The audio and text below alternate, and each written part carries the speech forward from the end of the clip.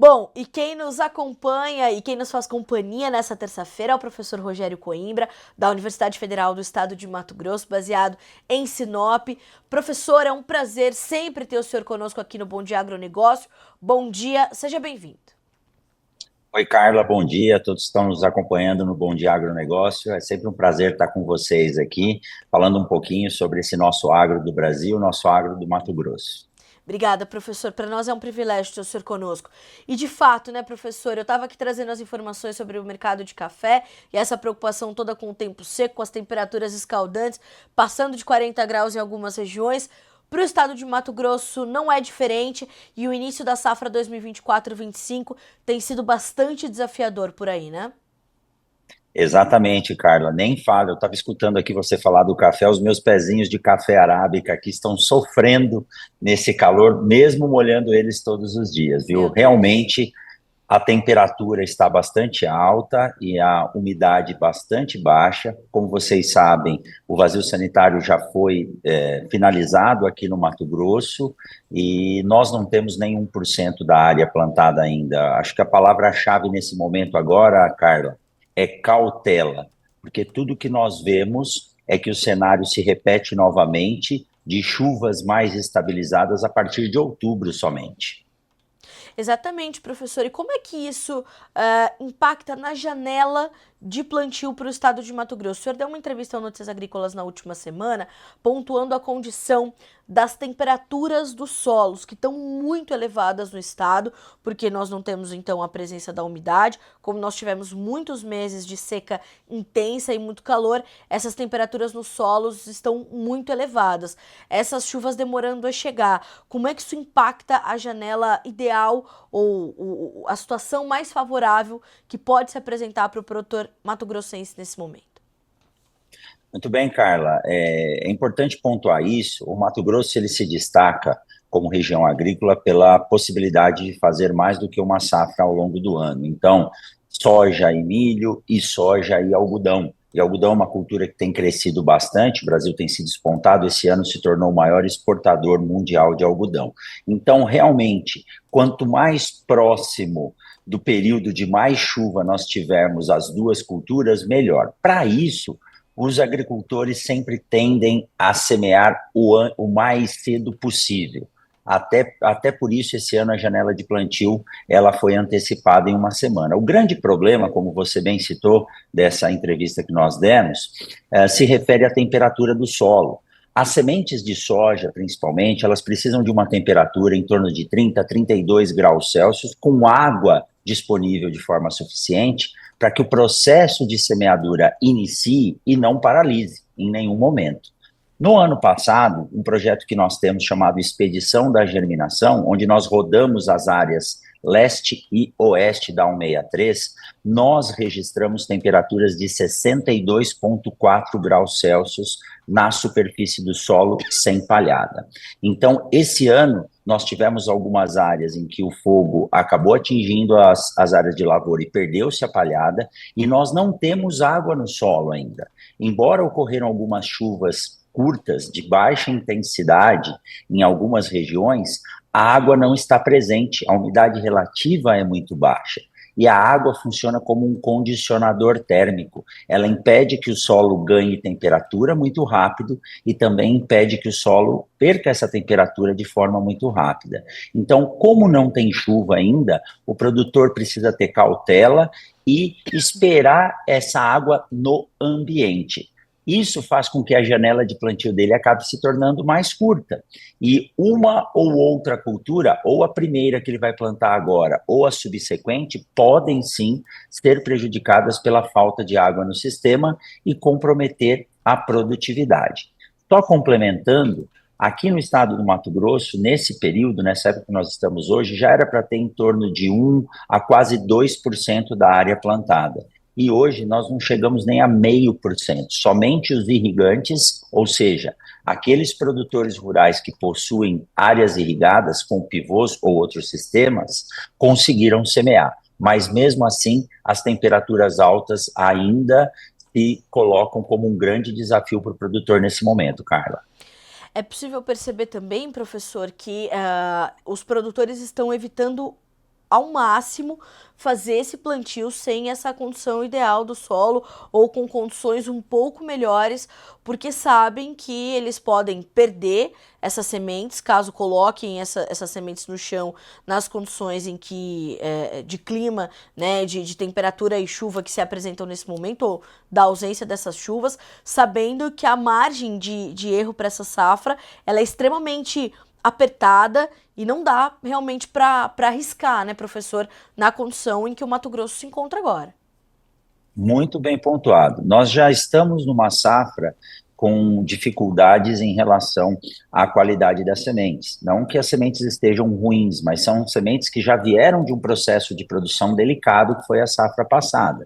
Então, o produtor hoje tem muita informação, como nós estamos passando aqui agora, então ele está sim atento e está aguardando o momento correto. É usual aqui nessa região médio-norte da 163 que a partir de 10 de outubro se intensifique o plantio com bons resultados de produção e produtividade. Veja bem, o ano passado, mesmo com todos os problemas que nós tivemos de altas temperaturas e falta de água, eu acompanhei talhões com mais de 90 sacos de produtividade. Então, hoje o produtor tem a informação e a indústria de sementes também está colaborando com essa informação, pedindo para que o produtor deixe as sementes nos centros de distribuição, para que só receba ela no momento em que já tenha água e umidade relativa suficiente no solo. É importante garantir hoje que cada unidade de produção, ou seja, cada semente colocada por metro, represente sim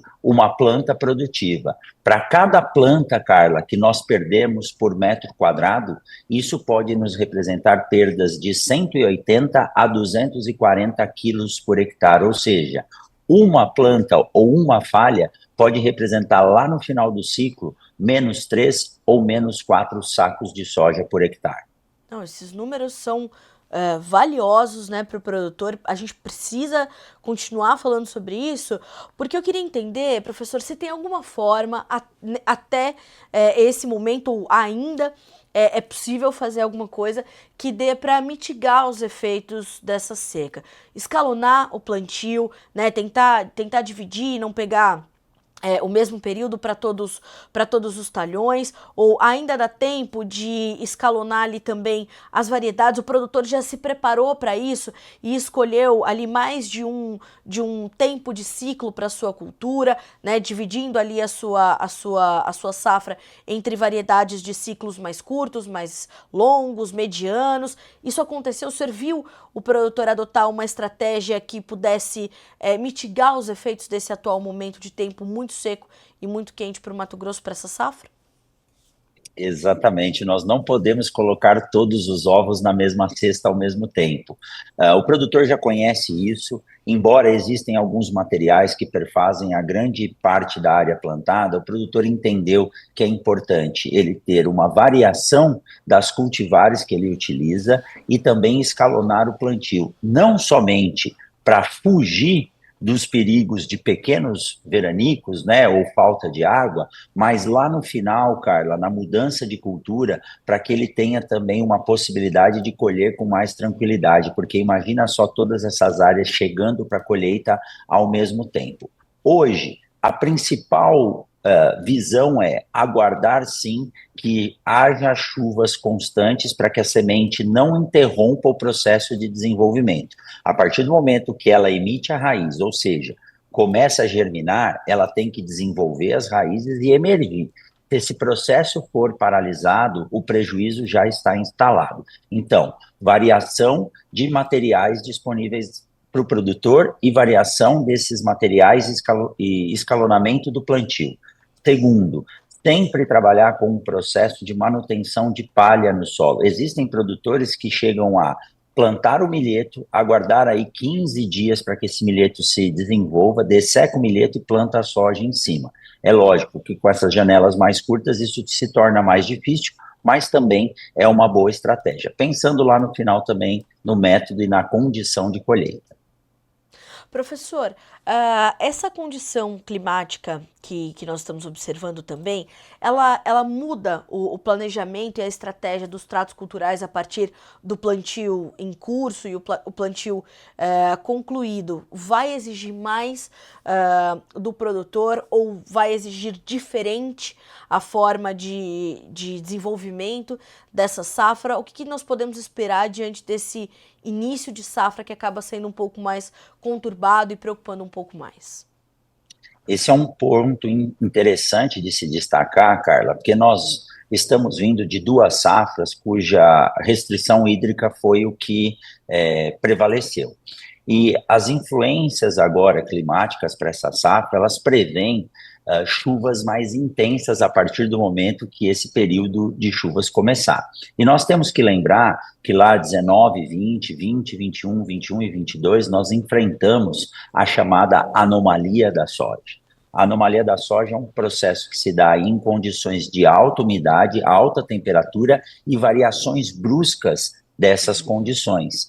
Então, o manejo com fungicidas, principalmente, deve ser muito preciso. O agricultor deve consultar o seu engenheiro agrônomo, seu consultor, e manter essa estratégia para não frustrar a safra e, na hora de colher, se deparar com um apodrecimento de grão. Então, para isso também vem a estratégia do manejo de variedades ou cultivares mais tolerantes a essas condições. Isso é bastante importante da gente pontuar para o produtor, né, professor? Essa questão da anomalia da soja foi realmente uma preocupação. O produtor tem como também mitigar os efeitos dessa ocorrência? É possível também tratar de alguma forma para tentar evitar o máximo possível que ele possa de ocorrências como essa? Sim, Carla, olha, esse ainda é um tema bastante polêmico no setor, Sim. mas existem alguns manejos que a gente sabe que dão bons resultados. O primeiro é o produtor testar, e ele já testou muitos materiais que têm uma tolerância maior a essas condições. O segundo é ele trabalhar assim com o manejo de matéria orgânica no solo. A gente sabe que palha e matéria orgânica diminuem, mitigam bastante esses problemas. O manejo de fungicidas é fundamental, sempre trabalhando de forma preventiva. E é lógico, agora eu vou puxar um pouco a brasa para minha sardinha, né? O tratamento de sementes é a primeira etapa de cuidados com esse manejo dos problemas, né, dos complexos que afetam a planta de soja, causando o apodrecimento. Então, um tratamento de sementes bem feito, iniciar uma lavoura já com uma sanidade adequada, isso faz uma diferença muito grande. Aí depois nós podemos conversar num outro momento as relações de espaçamento e população, que também tem trazido bons resultados, viu, Carlos? As safras vão mudando, né, professor? Essa condição do espaçamento, da população, da profundidade das sementes, elas é tão dinâmico quanto o mercado, por exemplo, é a mudança de uma safra para outra, em cenários climáticos diferentes. O produtor tem que estar muito atento a essas mudanças e mudar junto com essa dinâmica das safras, né, professor? Carla, cada safra é uma aula e não existe uma safra igual a outra, né? Sim. Quando a gente diz que a safra é atípica, eu nunca vi uma safra típica. Então, cada aula é um aprendizado e o produtor ele tem que pensar sempre no detalhe. O capricho tem feito a diferença. A observação, os cuidados e o uso das técnicas e das tecnologias, né? Hoje nós temos as tecnologias disponíveis, então cabe ao produtor adotá-las e assim ter uma melhor condição de plantio e um sucesso na safra lá no final, com uma colheita farta. Professor, embora o senhor esteja em Mato Grosso, o senhor eu digo sempre, né, quando nós conversamos, que o senhor está sempre olhando para todo o Brasil, para toda a soja brasileira.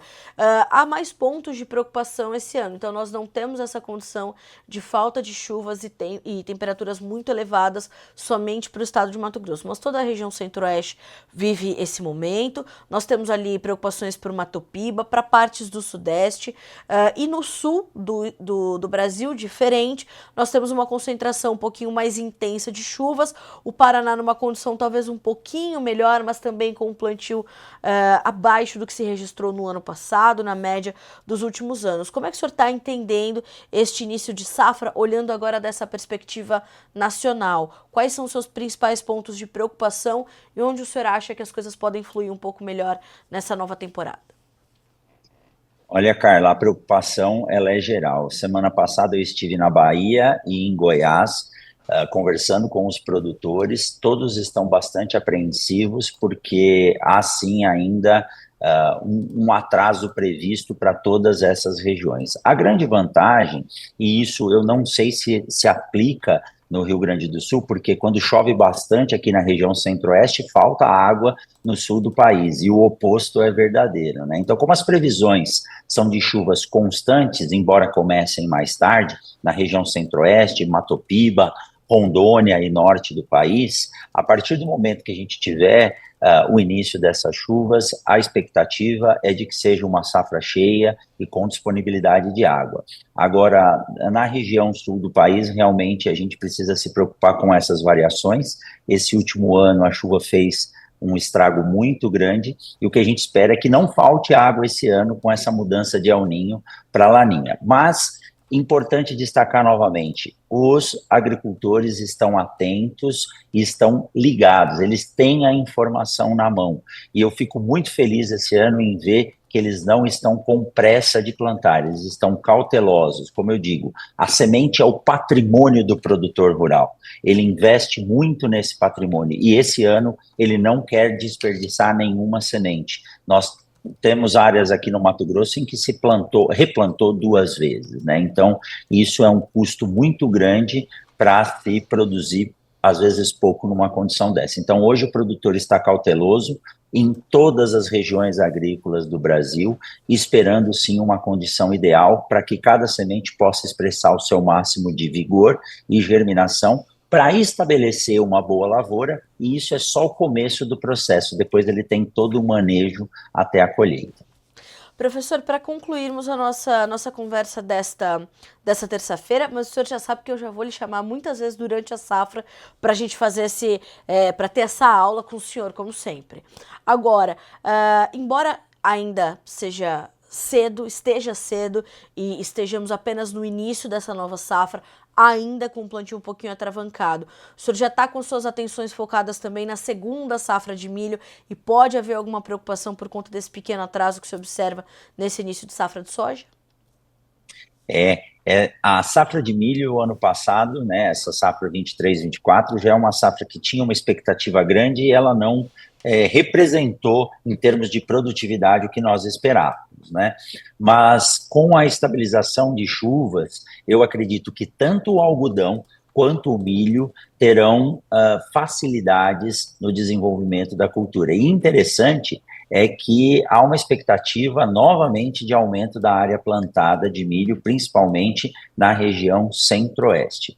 Então, o que nós temos que nos preocupar nesse momento é se haverá excesso de chuva na colheita da primeira safra e implementação da segunda safra. Isso sim pode fazer com que o ciclo da segunda safra esteja um pouco mais alongado, e aí a fase de florescimento tanto do algodão quanto do milho ou até do sorgo possa ter um escape da melhor época de distribuição pluviométrica aí. Então, o que a gente tem que tomar cuidado é com o início dessa segunda safra, para que a chuva não nos prejudique em termos de semeadura. Mas as expectativas são boas, Carla, tanto em produção quanto em preços, principalmente pelo aumento da demanda do consumo do milho nas nossas regiões aqui, para a produção de etanol.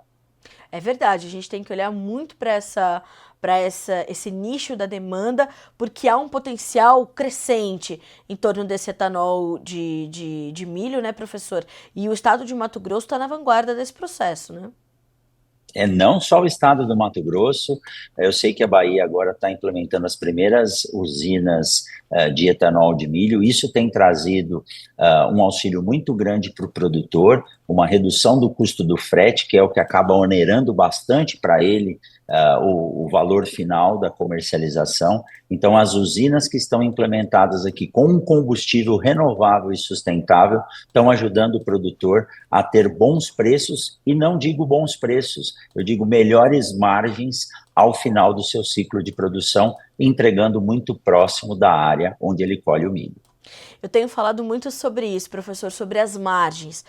Embora nós não tenhamos as melhores margens da história, e é difícil comparar a essas margens que foram registradas principalmente ali durante a pandemia, que foram, quando a gente olha para o mercado, a gente consegue ter mercados mais atípicos em relação às safras, né? Como o senhor falou, cada safra é uma aula, e portanto, cada nova temporada de mercado também vai reagir a essa nova safra. Então, olhar para as margens talvez seja mais importante do que olhar para os preços, né, professor? Principalmente diante das particularidades que o Brasil carrega num país desse tamanho, com tanta pluralidade de logística, pluralidade de médias de produtividade, do entendimento da demanda, inclusive interna, das nossas indústrias processadoras de soja ou processadoras de milho ou de etanol de milho. Olhar para as margens talvez seja mais importante nessa temporada do que olhar efetivamente para preços, principalmente para a média de preços, né, professor? Esse é o grande desafio do produtor. Em todas as palestras que eu faço pelo Brasil, amanhã estou indo para o Tocantins, eu sempre abro a palestra mostrando esse ponto que você destacou. O que todo produtor rural almeja? Altas produtividades, mas isso não pode ser feito a qualquer custo, né, Carla? Então, é importante que o produtor entenda a sua margem de lucro para se manter bem no sistema e na cadeia produtiva. Então, uma produtividade muito alta, ela pode sair cara para o produtor e diminuir a sua margem. Então, esse bom senso entre produzir bem, gastando menos, isso é a essência da palavra sustentabilidade, né? Eu estou produzindo mais na minha área, gastando menos, com isso eu tenho uma margem de lucro maior que me permite reinvestir na minha fazenda, na minha propriedade, me tornar mais técnico, mais eficiente e cada vez mais sustentável. Então, para isso, é interessante que haja um treinamento, uma capacitação contínua de todos os colaboradores e também do produtor rural, para que a Exato. gente possa continuar aí o Brasil como um país de destaque na produção agrícola sustentável, alimentando aí quase um quinto do mundo com o que sai aqui das nossas terras, da nossa riqueza do Brasil, que é esse agro tão pujante. Como é robusto esse número, né, professor? Um quinto da população mundial sendo alimentada pelo que sai das nossas terras. Isso é muito sério, né? Isso nos dá muito orgulho, não, Carla? Eu fico muito feliz de ser um professor, né, poder ajudar na formação dos profissionais de ciências agrárias e dizer que a gente alimenta um quinto do mundo com o que sai aqui das nossas terras, da mão dos nossos agricultores, pecuaristas, dos produtores rurais. É verdade. Professor, quero muito lhe agradecer pela companhia nessa terça-feira. É sempre um grande prazer, uma honra estar com o senhor, né, e com o seu conhecimento. Obrigada mais uma vez. O senhor tem portas abertas aqui no Bom Dia Agronegócio, no Notícias Agrícolas. Volte mais vezes para a gente continuar fazendo esse balanço de uma safra que está só começando. Obrigada mais uma vez. Obrigado, Carla. Agradeço a todos que nos acompanharam. Eu tenho certeza que essa safra vai ser excelente. Uma ótima safra a todos. Fiquem com Deus. Até mais. Amém. O senhor também. Até mais, professor.